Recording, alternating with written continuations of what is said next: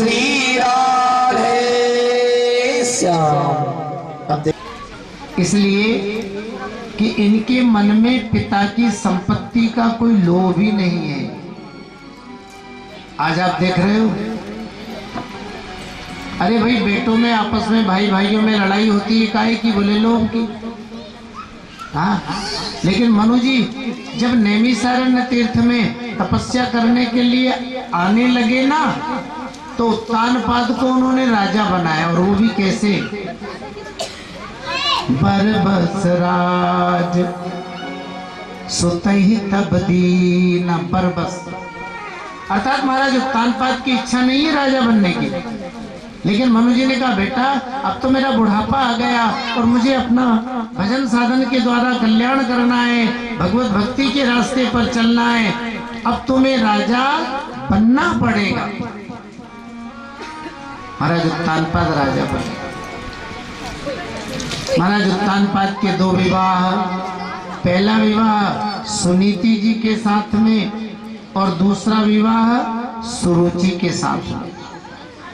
दोनों ही रानियों के यहाँ एक एक बेटे का जन्म हुआ। सुनीति जी के यहाँ परम भागवत ध्रुव जी महाराज और सुरुचि के यहाँ राजकुमार उत्तम। कथा में कई बार आपके सामने चर्चा की। देखो, ज्ञान को पाने का साधन ही कथा है। उत्तानपाद उद्गतः पादो यस्य सा उत्तानपादः। ऊपर है पैर जिसके, उसे कहते हैं उत्तानपाद। गर्भ अवस्था में जब हम आप माता के गर्भ में रहते हैं तो आप सभी जानते हो पैर कहाँ रहते हैं? ऊपर। इसलिए अपन सब उत्तानपाद ही उत्तानपाद हैं। महाराज उत्तानपाद की दो रानियां थी, सुनीति और सुरुचि। हमारी आपकी भी दो दो रानियां हैं। सुनीति, सुष्ठु नीति, सुनीति, सुंदर नीति, शास्त्र सम्मत नीति। देखो जी, इसी को सुनीति का है। और सुरुचि, अपभ्रंशात्मक अर्थ संत करते हैं स्वस्थ रुचि। सुरुचि, सुरुचि माने अपनी इच्छाएं। अच्छा एक बात बताओ, हम आपको ज्यादा प्रेम किससे है? सुनीति से कि सुरुचि से? अपनी इच्छाओं से तो प्रेम है। हम आप राजा उत्तानपाद को भी सुरुचि से ज्यादा प्रेम।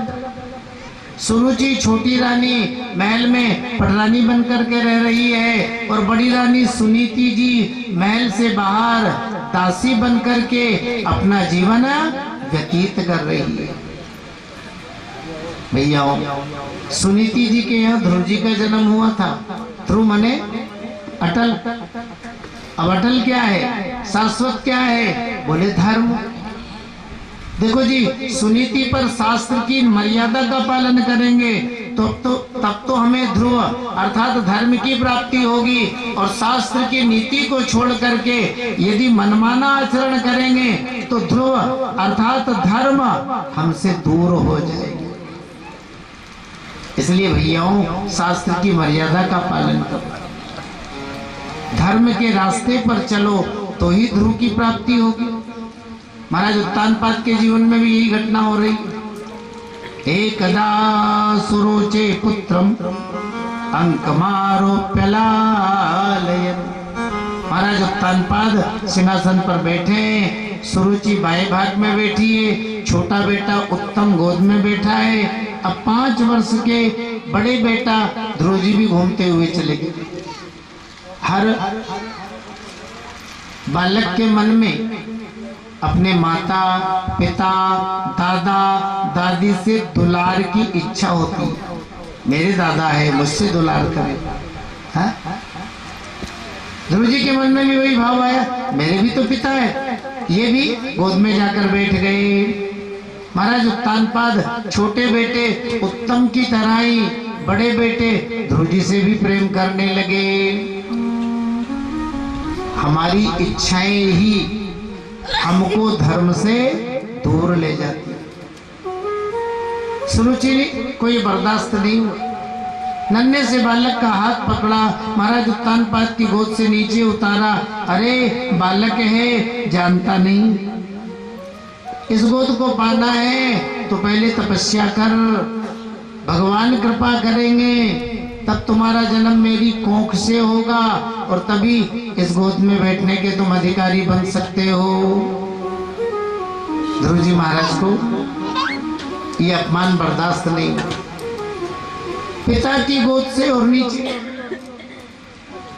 लेकिन बालक है, कुछ करने का सामर्थ्य नहीं, इसलिए रोते हुए अपनी माता सुनीति के महल की ओर चल दिए। इधर दासियों ने सारी घटना पहले ही सुना दी। रानी जी देखो तो सही, नन्हे से बालक का कैसा जो है अपमान हुआ है। एक बार ध्यान दो, शास्त्र हमें लड़ना नहीं सिखाते, लड़ते हम हैं और धर्म का नाम कर देते। अच्छा आप ही बताओ, ऐसा कौन सा धर्म है जो लड़ाई करना सिखाता है, हिंसा करना सिखाता है? बिल्कुल नहीं। धर्म के नाम पर जो लड़ते हैं ना, वो वास्तविक में स्वार्थी लोग होते हैं। अरे अब तो अपने राजनीतिक उद्देश्यों की पूर्ति के लिए लोग लड़ाई दंगा करते हैं। यही आप देख लो, माता सुनीति की जगह अन्य कोई माँ होती तो लड़ाई दंगा करने के लिए पहुंच जाती ना, कह सकती थी महाराज क्या आपका बेटा नहीं है क्या, इसे आपकी गोद में बैठने का अधिकार तक नहीं है। लेकिन यही सुनीति आतिष्ठता तभिमत्सरस्तो उक्तम समात्रापि यदभ्यलीकम् आराधयाद्योक्षजपाद पद्मम् यदीक्षसे ध्यासनमुत्तमो यत्। बेटा ध्रुव, आपके मन में जो छोटी माता के प्रति ईर्षा भाव हो रहा है ना, इसका त्याग कर दो। और बेटा गोद में बैठने का इतना ही शौक है तो इनकी गोद में क्या, अरे उन परम पिता परमात्मा की गोद में बैठो, जिस गोद को पालने के बाद फिर किसी गोद की जरूरत ही नहीं पड़े। यही सुनीति संसार चक्र में भटके हुए जीव को भगवत सन्मुख बनाए, वही जो है सुनीति। ध्रुव जी ने कहा माँ परमात्मा है, बोले बिल्कुल। ये राजा के द्वारा तुम्हारे शरीर का निर्माण हुआ इसलिए तुम्हारे पिता, लेकिन उस परमात्मा ने संसार को बनाया इसलिए उस सबका पिता अर्थात परम पिता। माँ मुझे परम पिता की गोद मिल जाएगी, बोले बिल्कुल। आराधयाद्योक्षजपाद पद्म, यदि वन में जाओगे एकांत में रहोगे, उन भगवान नारायण के चरण कमलों की उपासना करोगे तो जरूर वो कृपा करेंगे और तुम्हें अपनी गोद प्रदान करेंगे। कितनी बढ़िया शिक्षा मैया सुनीति ने ध्रुव जी को दी। माताओं, हमने कल कहा था बालक का पहला गुरु कौन होता है? माता। अरे शिक्षा पिता के द्वारा मिलती है, लेकिन जो बेटे में बेटी में संस्कार आते हैं ना, वो माता के द्वारा आते हैं। मैयाओं, अपने बेटे हो चाहे बेटी, आप अच्छे संस्कार दीजिए। सुनो, परिवार का मुखिया आदमी तो कहने भर को है, मुख्य रूप से आप अगर अपने बेटे बेटियों में अच्छी शिक्षा दोगी, अच्छे संस्कार दोगी, तो आपका बेटा आपकी बेटी समाज का नाम करेगा, गांव का नाम करेगा, प्रदेश का देश का नाम करेगा। और बुरा मत मानना, आप में अच्छे संस्कार नहीं तो फिर बेटे बेटियों में कहां से आएंगे? लड़ाई दंगा राग द्वेष। नीति शास्त्र में कितनी अच्छी बातें हैं। दुस्सीलो मात्र दोषेन पितृ दोषेन मूर्खता कार्पण्यम वंश दोषेन आत्म दोषात् दरिद्रता। सील कहते हैं आचरण को, अगर बालक का आचरण ठीक नहीं है तो बताओ किसकी कमी है? अरे माता की कमी है। अपनी बेटी में और अपने बेटे में अच्छे संस्कार ही नहीं दिए तो उनके आचरण कहां से सुधरे होंगे? पितृदोषेन मूर्खता। और यदि बेटा बेटी पढ़ नहीं पाए तो ये पिता की कमी है, आचरण की कमी है तो ये माता का दोष है। बेटा पढ़ लिख कर योग्य नहीं बन पाया, शिक्षित ही नहीं हो पाया तो ये पिता की कमी है। और सुनो, समाज में अगर कोई गरीब है ना तो ये खुद की कमी, जो कुछ करेगा ही नहीं तो आएगा कहां से? आत्मदोषा दरिद्रता। इसलिए सीधी सी बात, संस्कार हमें हमारी माताओं से मिलते हैं। मैया सुमित्रा ने लक्ष्मण जी को कितने अच्छे संस्कार दिए, मैया सुनीति ने भी ध्रुव जी को कितने बढ़िया संस्कार दिए। आराधयाद्यो छजपाद पद्म। ध्रुव जी ने मैया को प्रणाम किया, मैया ने आशीर्वाद दिया और ध्रुव जी भजन करने के लिए चल पड़े। सुनो, कहाँ रहना है, कैसे भजन किया जाता है, किसका भजन करना है, कोई ज्ञान नहीं, बस चल दिए और माँ ने आशीर्वाद भी दे दी। हमारे संत कहते हैं भक्ति का रास्ता सबसे सरल रास्ता है। कभी कभी भक्त लोग पूछते हैं महाराज भजन कैसे करें? ज्यादा चक्कर में मत उलझो, जैसा आपका मन कहे वैसे करो, क्योंकि भजन की कोई रीति नहीं है। अभी हमने कहा भक्ति योगो बहुविधो, जैसा आपकी श्रद्धा कर रही है ना आप वैसा करिए, आप वहीं तक पहुंचेंगे। अब ध्रुव जी नगर से बाहर निकले, देखो भगवान की कृपा हो गई और नारद जी आ गए। बेटा कहाँ जा रहे हो? बाबा परमपिता की गोद को प्राप्त करना है, स्वामी भजन करने के लिए, तपस्या करने के लिए जा रहे हो। नारद जी ने कहा पगले, जिन नारायण की गोद को पाने के लिए तुम जा रहे हो वो सहज में नहीं मिलती। मुनियाः पदवीं यस्य निसंगे नोरु जन्म भी ना विदुर मृगयंतोपि तीव्र योग समाधिना। बड़े बड़े मलात्मा पुण्यात्मा संत अहरनिश भजन करते हैं, ध्यान करते हैं, जप तप रूपी साधन करते हैं, स्वप्न में भी उन भगवान की प्राप्ति नहीं होती है। कैसे उनकी प्राप्ति करोगे? बेटा वन में सिंह, चीता, भालू ऐसे हिंसक प्राणी रहते हैं, कैसे उनसे रक्षा करोगे? कहा तुम्हें भोजन मिलेगा, पहाड़ों में पानी कहाँ है? लाग ही अति पहाड़ कर पार और विपिन विपत्ति नहीं जाय बखान। लेकिन ये ध्रुव है, अटल है। ध्रुव जी ने कहा बाबा आप कितना ही भयभीत कर दो, मैं वापस नहीं लौटूं, क्योंकि माता सुरुचि के दुर्वचन रूपी बाणों से मेरा हृदय विदीर्ण हो चुका है। मैं वन में रह करके शरीर का त्याग भले ही कर दूं, लेकिन जब तक मुझे भगवान नहीं मिलेंगे मैं वापस नहीं लौटूं। नारद जी समझ गए ये बालक भगवत प्राप्ति का अधिकारी है, क्योंकि भजन में दृढ़ता ही जरूरी। कार्यम वा साधेयम देहम वा पाते। आखिर नारद जी ने गोद में उठा लिया, सिर पर हाथ फेरा। बेटा तूने भगवान का भजन करने का जो निर्णय लिया है ना ये सबसे उत्तम है। और सुनो तुम्हें भगवान मिलेंगे, मैं आशीर्वाद दे। तत्तात गच्छ भद्रम ते यमुनायास्तटं शुचि पुण्यम मधुवनम यत्र सानिध्यम नित्यदा।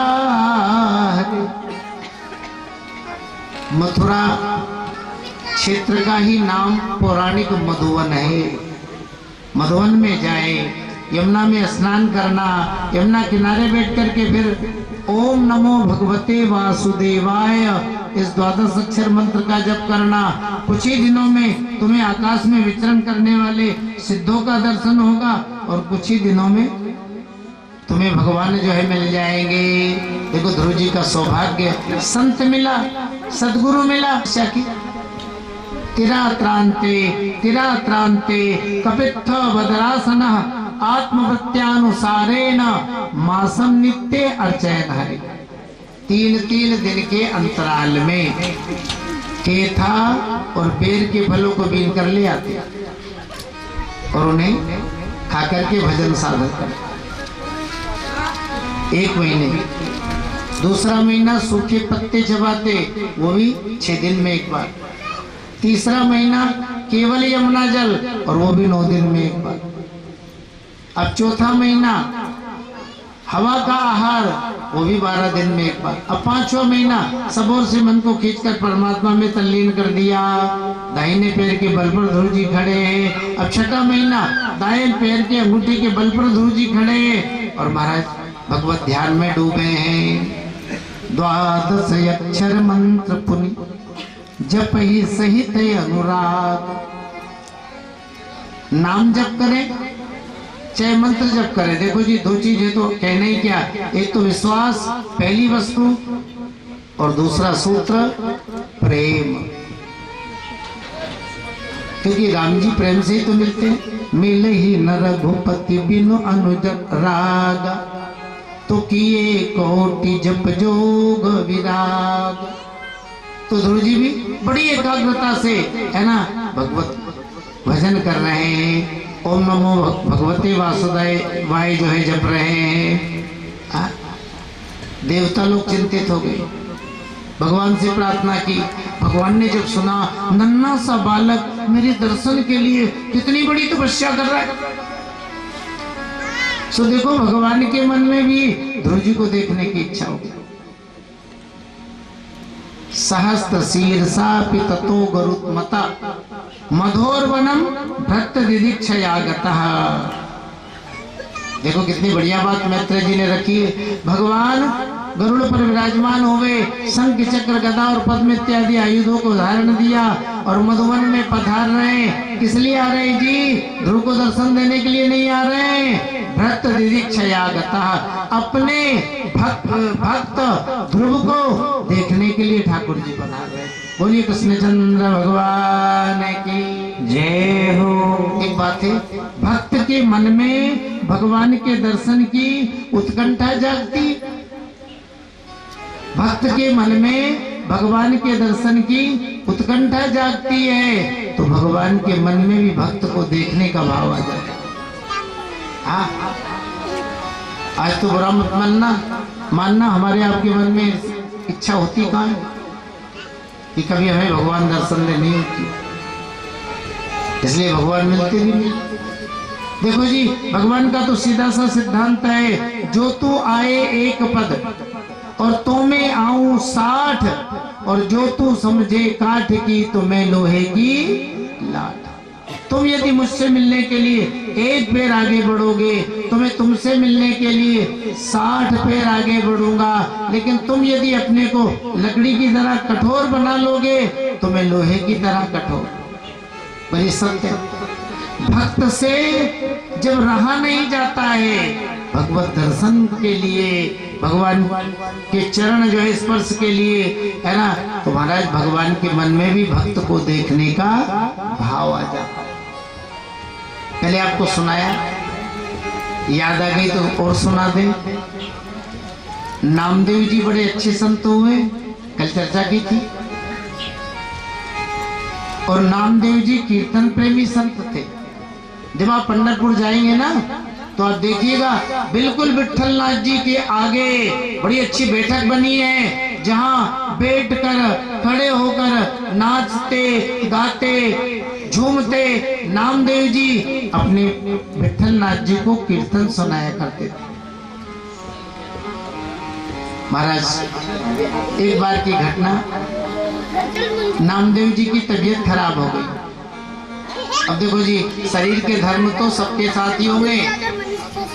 हाँ, वृद्धावस्था और शरीर में ज्वर।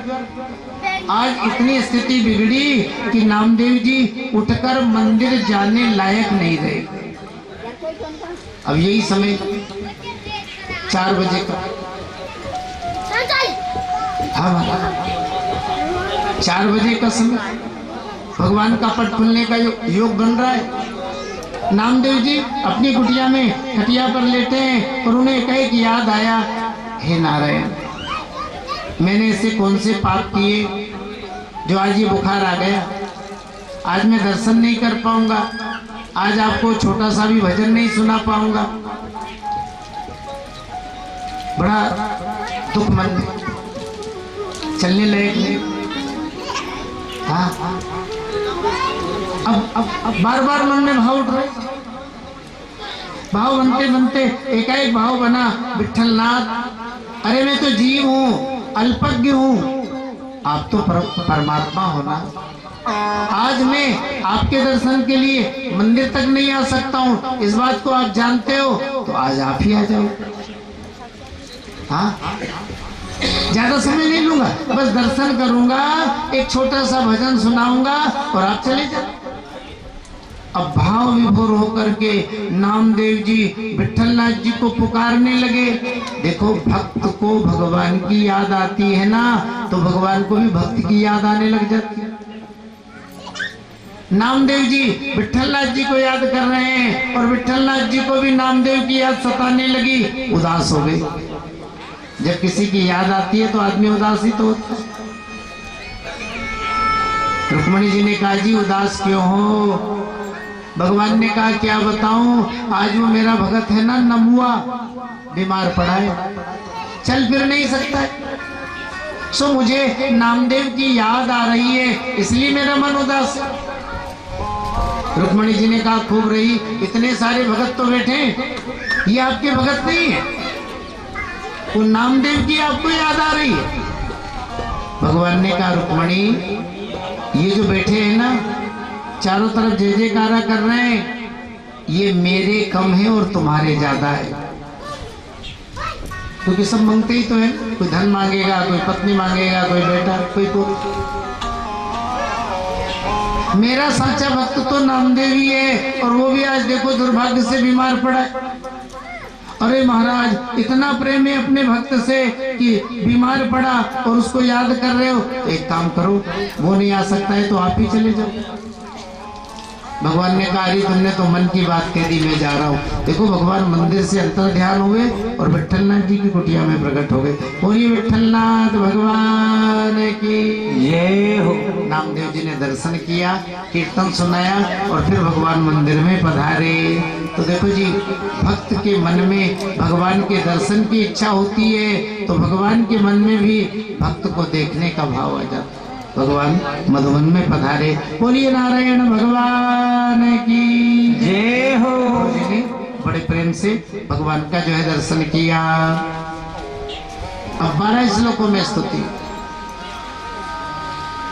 योऽन्तः प्रविश्य मम वाचमिमा प्रसुप्ता संजीवयत्यखिल शक्तिधरा स्वधा अन्यास्य हस्तचरण श्रवणात् त्वदादीन् प्राणान् नमो भगवते पुरुषाय तुभ्य। जो नारायण मेरे हृदय में प्रवेश करके मेरी वाणी को स्फुरित कर रहे हैं, जिन गोविंद की कृपा से ये जड़ शरीर चैतन्य हो रहा है, निष्क्रिय शरीर क्रियमाण हो रहा है, उन भगवान श्री हरि को जो है प्रणाम। देखो स्तुति में ध्रुव जी ने सत्संग मांगा। भगवान ने कहा, ध्रुव आपके मन में क्या है मैं जानता हूँ। धर्म, अग्नि, कश्यप, सप्तर्षि मंडल जिस ध्रुवलोक की परिक्रमा किया करते हैं, ऐसा ध्रुवलोक का राज्य मैं तुम्हें दे रहा हूँ, लेकिन भैया वापस लौट जाओ। तुम्हारे पिता तुम्हें बहुत याद कर रहे हैं।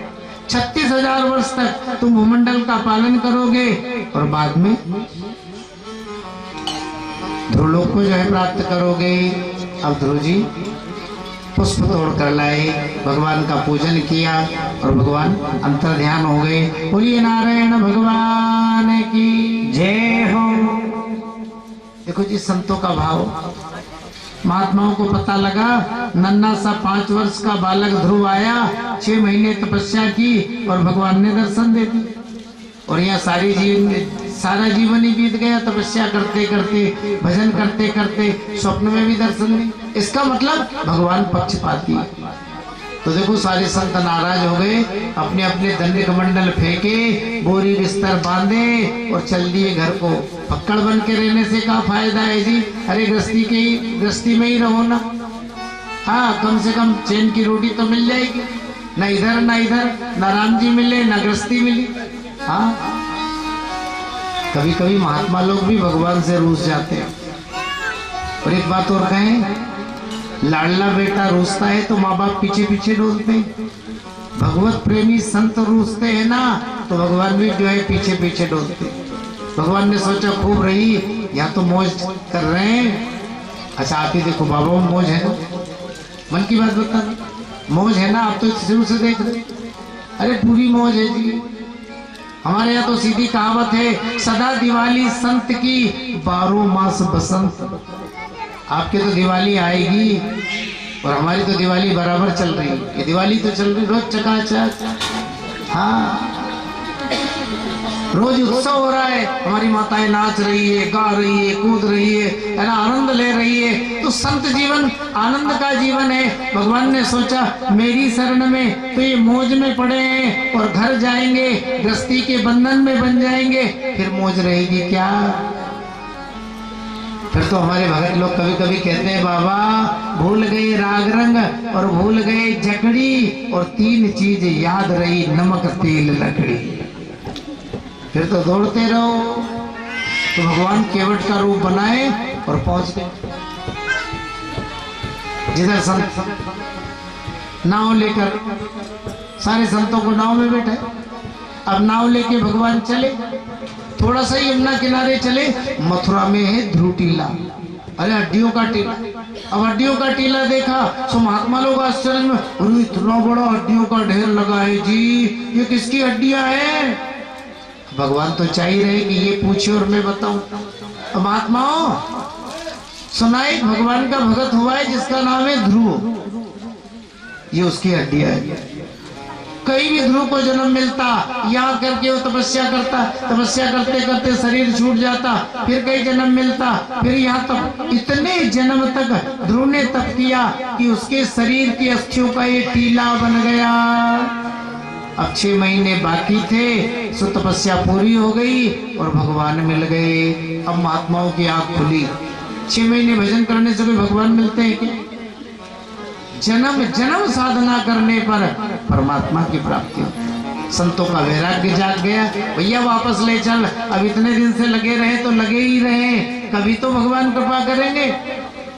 सो भगवान केवट के रूप से प्रकट हो गए। बोलिए नारायण भगवान की जय हो। और वैसे भी ठाकुर जी मधुबन में पधारे हैं और केवल ध्रुव पर ही कृपा करेंगे तो बुरा लगेगा ना, इसलिए ठाकुर जी ने ध्रुव जी पर ही नहीं, अरे ध्रुव जी के बहाने मथुरा क्षेत्र में रहने वाले सभी तपस्वियों पर, संतों पर जो है कृपा की। अब देखो भगवान की प्राप्ति हो गई तो भक्ति का प्रचार प्रसार करते हुए संत मंडली के साथ ध्रुव जी अपने नगर में गए। बाहर बगीचे में ठहरे, मालियों ने महाराज उत्तानपाद को समाचार सुनाया। अरे खुशी का ठिकाना नहीं रहा जी, कहा तो ध्रुव को बैठने के लिए है ना गोद में जगह ही नहीं थी, लेकिन अब उन्हीं ध्रुव जी के लिए महाराज उत्तानपाद नगर सजवा रहे हैं। मंगल कलश, कदली स्तंभ, पताकाएं, है ना, नाना प्रकार की जो है स्वागत सामग्री और खुद। इसलिए डोंगरे जी ने एक अच्छी बात कही, संसार के पीछे जितने अपन ज्यादा दौड़ेंगे ना, ये संसार उतना ही दूर भागता जाएगा। पर संसार से विमुख होकर यदि भगवान के पीछे दौड़ने लग गए तो संसार हमारे पीछे पीछे दौड़ने लग जाएगा। आखिर संतों का स्वागत सत्कार हुआ। ध्रुव जी ने भी अपने छोटी माता को, फिर बड़ी माता को, महाराज उत्तानपाद को जो है प्रणाम किया। महाराज उत्तानपाद ने सोचा ध्रुव जैसा बेटा मिल गया और फिर भी मैं राज्य में आसक्त रहूं तो मुझसे बड़ा अभागा कौन होगा। इन्होंने ध्रुव जी को राजा बनाया भूमंडल का और तपस्या करने के लिए चले गए। बोलिए कृष्णचंद्र भगवान की जय हो। छोटा सा भजन, थोड़ी कथा आगे। बाकी ना दामन तुम्हारा, बाकी बिहारी मुझको देना सहारा।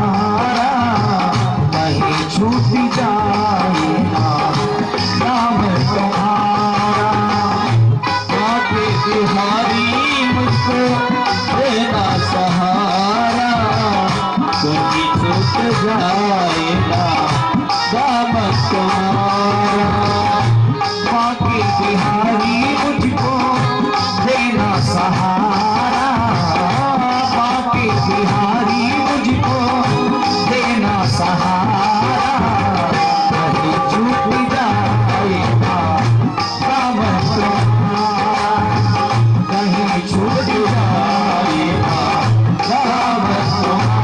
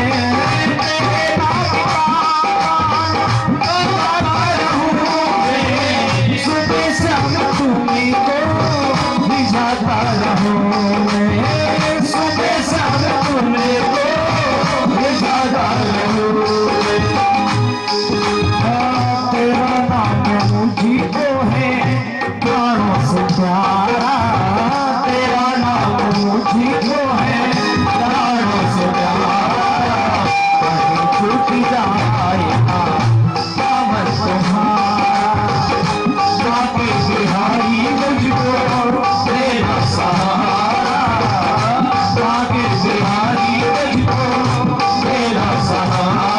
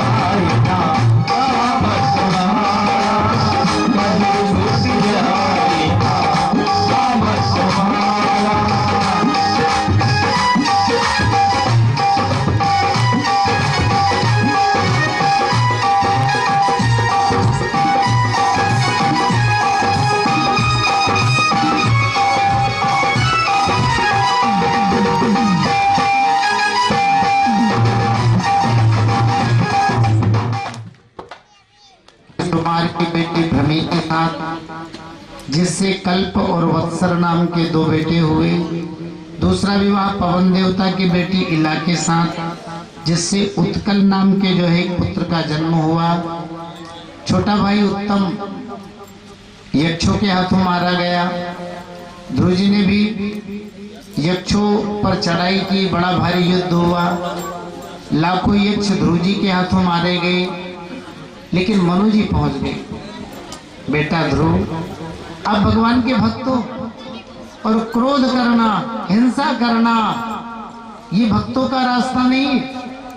भगवान के भक्त तो बड़ों का आदर करते हैं, समान अवस्था वालों के प्रति मित्रवत व्यवहार करते हैं और छोटों के प्रति दया का, स्नेह का, करुणा का भाव रखते हैं।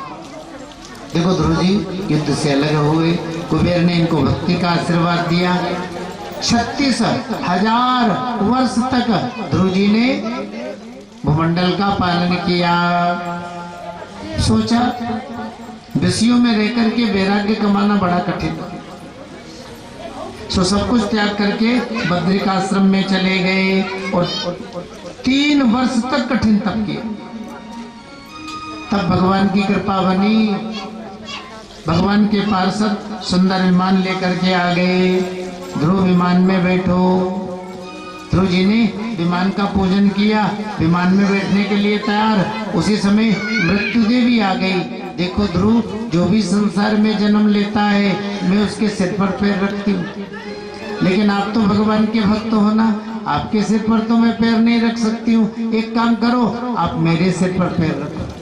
सो मृत्यु मूर्धनि पदम दत्वा आरुरोहाद्भुतम ग्राम। मृत्यु देवी के सिर पर ध्रुव जी ने पैर रखा और विमान में बैठे। धीरे धीरे विमान ध्रुवलोक की ओर जा रहा है। एकाएक ध्रुव जी को अपनी माता की याद आई। माँ होती तो कितनी प्रसन्न होती, उदास हो गई। भगवान के पार्षदों ने कहा ध्रुव जी चिंता मत करो, ऊपर देखो। अब ध्रुव जी ने ऊपर देखा, सो देखा मैया सुनीति सुंदर विमान में बैठ करके और ध्रुवलोक को जा रही। दर्शया मां सतुर्देवी पुरो याने न गच्छति। बेटा यदि भजन करता है ना तो अपना भी कल्याण करता है, अपने माता पिता और पितरों का भी कल्याण कर देता है। पुत्र पुम नरकात पितरम त्रायते इति पुत्रः। पुम नाम के नरक से अपने माता पिता और पितरों का जो कल्याण करे ना, देखो उसी को पुत्र कहते हैं। अब आगे ध्रुव जी के वंश में अनेक राजा महाराजा हुए, उन्हीं में हुआ बेन। आप सब कथा में जानते हैं, लोग वेद से विमुख भा अधमना बेन समान। बेन का जन्म महाराज अंग के यहाँ। महाराज अंग की जो पत्नी है ना, वो मृत्यु देवता की बेटी है सुनीता, और सुनीता के द्वारा जो है बेन। देखो बेटा या तो अपने ननिहाल पक्ष की ओर जाता है या है ना परिवार की ओर जाता है, तो बेन अपने नाना पर गया। सो ये बाल्यकाल से बड़ा उपद्रवी, कभी किसी घर में आग लगा देता, कभी बालकों के साथ मारपीट करता, कभी अपनी प्रजा को कष्ट देता, तो कभी कभी नन्हे नन्हे बालकों को उठाकर सरयू में फेंक देता। महाराज अंग ने सोचा खूब बेटा जन्मा, अरे समाज में मुंह दिखाने लायक नहीं छोड़ा, आए दिन हिंसा, प्रजा पर कष्ट, अब क्या करें। सो दुखी होकर के महाराज अंग महल में छुप गए। प्रजा को क्या मुंह दिखाएं। मंत्रियों ने सोचा लगता है राजा साहब तो महल छोड़ करके वन में तपस्या करने के लिए चले गए, जी राजा तो होना चाहिए, किसको राजा बनाए। सो बेन को राजा बना दिया। एक तो स्वभाव से ही क्रूर और दूसरे में उसे राज्य मिल गया। बस राजा बनते ही बेन ने पूरे भूमंडल में ढिंढोरा पिटवा दिया। न यस्तव्यम न दातव्यम न होतव्यम ध्वजः क्वचित्। इति नेवारयत् धर्मं भेरी घोषेण सर्वसा। मेरे राज्य में ना तो कोई यज्ञ करेगा, ना दान देगा, ना पूजा पाठ करेगा, ना व्रत उपवास करेगा, और जो लोग मेरी आज्ञा का उल्लंघन करेंगे उन्हें मृत्यु दंड दिया जाएगा। देखो जी, बेन का बड़ा कड़ा शास्त्र। लोग भगवान को ही बोलने लग गए। हाँ, धर्म कर्म भी सब जो है भूल गए। एक बात ध्यान दीजिए, जब भी हमारा समाज नास्तिकता की ओर बढ़ा है तब तब चिंता संतों को हुई। रावण का आतंक बढ़ा, उस समय विश्वामित्र जी को चिंता हुई। अब बेन ने भी सारे धर्म कार्य अवरुद्ध कर दिए, पूजा पाठ हवन सत्संग। सो मुनयस्यावेक्ष मुनि वेणस्यावेक्ष मुनयो दुर्वृत्तास्य विचेष्टितं विमृश्य लोकव्यसनं कृपयोचु स्मसात्रिणा। संतों की सभा का आयोजन हुआ। महात्माओं ने निर्णय किया चल करके बेन को समझाएं, समझाने से मान जाए तो अच्छी बात है, नहीं तो आगे तो कार्रवाई करनी पड़ेगी।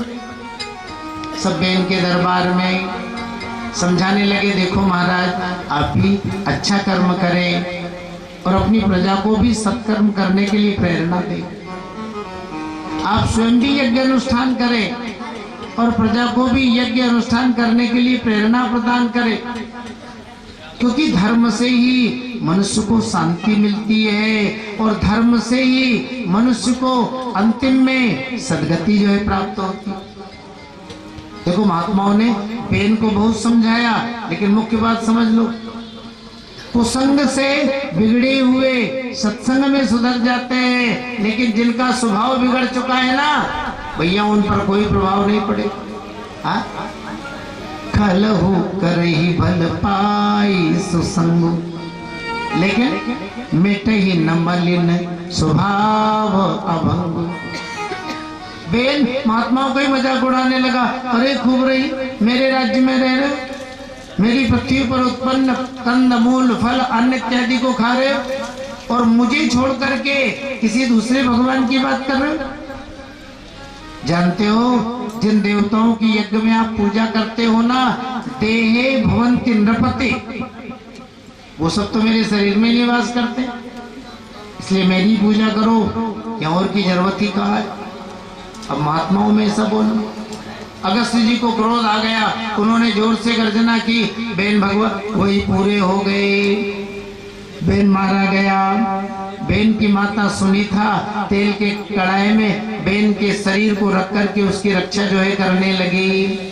अब देखो जी, बेन दुष्ट तो था, लेकिन बेन की जो शासन पद्धति थी ना, वो बहुत अच्छी थी। कोई भी थोड़ा भी अपराध करता तो वो दंड फूंक देता था। दंड प्रणाली कठोर होगी ना तो समाज में अपराध नहीं बढ़ेगा, और दंड प्रणाली सुस्त है तो अपराधी जो है बढ़ेगा।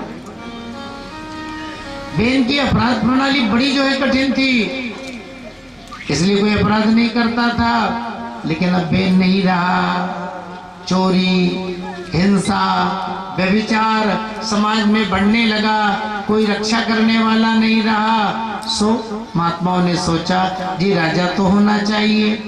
सो फिर नगर में आए, बेन के शरीर को तेल के कढ़ाई से बाहर निकाला, इसकी जंघाओं का मंथन किया, जिससे काले रंग का बोना आदमी प्रकट हुआ। अब ये कहने लगा ऋषियों में क्या करूं? ऋषियों ने कहा निषद मने बैठ जाओ। अभी जंगल में चला गया, इसकी जो संतान हुई ना वो सब निषाद हो गए, जो पाप था वो निकल गया। अब दोनों भुजाओं का मंथन किया, जिससे मिथुनम समपद्यता, बड़ा ही सुंदर स्त्री और पुरुष का जोड़ा, स्त्री महारानी अर्ची और पुरुष राजा पृथु। बोले कृष्णचंद्र भगवान की जय हो। देखो जी, ये भगवान का नवा अवतार है। ब्रह्मा जी यहाँ पर आए, भगवान पृथु का राज्याभिषेक किया। देखो जी, पृथु चरित्र में बहुत कुछ बातें हैं। भगवान पृथु के राज्य में प्रजा भूखे रहने लगी, दुखी होकर के इनके दरबार में गई। आप अन्नदाता हैं। महाराज पेट भर के भी अन्न नहीं मिल रहा है। महाराज पृथु ने ध्यान किया, समझ गए सारा अन्न तो पृथ्वी ने खा लिया, अब अन्न होगा कहां से। सो धनुष बाण उठाया और पृथ्वी को मारने के लिए तैयार हो गए। पृथ्वी देवी गाय का रूप बना करके भागी। देखो सब जगह गई। सा दिशा विदिशो देवी रोदसी चांतरम तयो धावंती तत्र तत्रेनम ददर्शानुद्यता युधम। जहां जहां गई भगवान पृथु पीछे लगे रहे, कोई उपाय नहीं मिला। तो भगवान पृथु के ही चरण पकड़े। पृथु जी ने कहा, अरे वसुधा, मैं तुम्हारा वध करूंगा। क्योंकि कल्प के आदि में है ना, ब्रह्मा जी ने प्रजा के प्राणों की रक्षा के लिए नाना प्रकार की औषधि, तिल, जौ, गेहूं इत्यादि उत्पन्न किए थे और सब तो खा गए। पृथ्वी प्रार्थना करने लगी, भगवान आप मेरे मालिक हैं, मेरे स्वामी हैं, आप ही मेरा वध करेंगे तो मेरी रक्षा कौन करेगा। देखो आपके पिता बहन के समय यज्ञ अनुष्ठान बंद हो गए, सो मैंने यज्ञ की रक्षा के लिए उन औषधियों को खा लिया। अब वो औषधियां आपको औषधि के रूप में तो नहीं मिल सकती, लेकिन हाँ आप मेरे लिए बछड़े की कल्पना करें और उन औषधियों को दूध के रूप में दूह ले। मतलब मुख्य बात, जिसको जो चाहिए था सबने पृथ्वी से दोहन किया। और भी मुख्य बात करें, देखो जी, अपने खेतों में जो हल चलता है ना, इसका आविष्कार पृथु जी के शासनकाल में ही हुआ। भाई खूब बरसात होती थी और पृथ्वी भी समतल नहीं थी, कहीं गड्ढे बन गए, कहीं टीले। अब पहले खेती तो होती नहीं थी, घास फूस की तरह जंगल में अनाज उगता, लोग जाते है ना, काट कर बीन कर ले आते। लेकिन अब बरसात अधिक है ना और टीले, इसलिए जो है पृथ्वी अन्न कम होने लगा, प्रजा भूखे मरने लगी। सो पृथु जी ने पृथ्वी को समतल करवाया। चूर्णयन सुधनुष कोट्या गिरी कूटानि राजराट भूमंडल विदम बेन्या प्रायास चक्रे समम विभु। और अब हल बैलों से खेती होने लगी। चारों तरफ महाराज अन्न ही अन्न हो गया, सारी प्रजा आनंदित है। पृथु जी ने सोचा प्रजा के कल्याण के लिए भी मुझे सत्कर्म करना चाहिए। सो देखो जी, 100 अश्वमेध यज्ञों का अनुष्ठान इन्होंने रखा। ज्यादा कथा नहीं कहे, ईर्षा के कारण इंद्र ने इनके यज्ञों में व्यवधान किया। इन्होंने इंद्र को भी क्षमा कर दिया और इंद्र के साथ मित्रता करा। अब भगवान ने प्रसन्न होकर के कहा, पृथु जी आप मेरे भक्त हो, इसलिए भक्तों की इच्छा अधूरी नहीं रहती है, आपकी जो भी इच्छा हो मांगो। पृथु जी ने वरदान भी कितना बढ़िया मांगा, भगवान मुझे 10,000 कान दीजिए। भगवान ने कहा 10,000 कान लेके क्या करोगे, दुकान खोलोगे जी, किसी का कान खराब हो जाए तो हमारी दुकान से ले जाए। पृथु जी ने कहा नहीं भगवान, मैं आपकी कथा सुन सकूं। भगवान ने आशीर्वाद दिया और आशीर्वाद दिया, मेरी भक्ति आपके हृदय में सदैव बनी रहेगी। देखो पृथु जी ने प्रजा को सबसे बड़ी बात सदमार्ग पर चलने की शिक्षा दी। सारे प्रजाजनों को बुलाया और समझाया, आपने मुझे राजा बनाया है ना, मैं इसलिए उपदेश दे रहा हूं क्योंकि जो राजा प्रजा से टैक्स तो लेता है लेकिन प्रजा के कल्याण के लिए सदमार्ग नहीं बताता है, ऐसे राजा को मरने के बाद नरक की प्राप्ति होती है और प्रजाजनों द्वारा किए गए पाप का फल वो भोगता है। अच्छा